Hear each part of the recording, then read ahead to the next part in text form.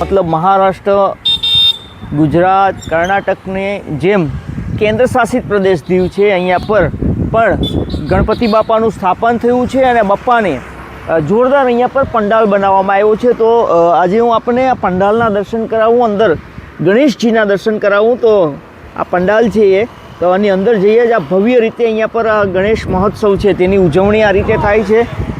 દર વર્ષ અહીંયા પર ગણપતિ બાપાની સ્થાપના કરવામાં આવે છે અને અઠવાડિયું 10 દિવસ ગણપતિ બાપાની પૂજન અને અર્ચન અહીંયા પર થાય છે।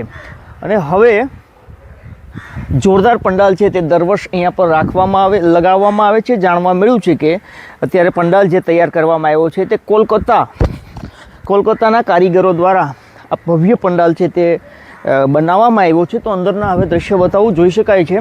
તમારા જે પંડાલના દ્રશ્યો છે, ગણેશજી છે તે તમામ જગ્યા ઉપર આપને જોવા મળશે। બાપા ઉપરનો જે બતાવું છું તો આ કંઈક આવો છે પંડાલ। હવે અંદર આપને બતાવું, આની અંદરના જે દ્રશ્યો છે એ બતાવવાનો પ્રયાસ કરીશું। અહીંયા શિવજી છે તાંડવ કરતા નિત્ય, અહીંયાના દ્રશ્યો બતાવીશ। થોડું અંધારું છે, આ જુઓ આ એ પંડાલ છે આખે આખો।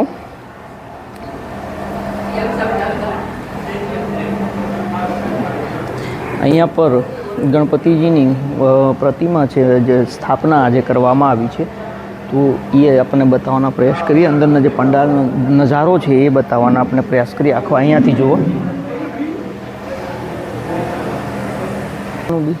અહીંયા પર જુઓ,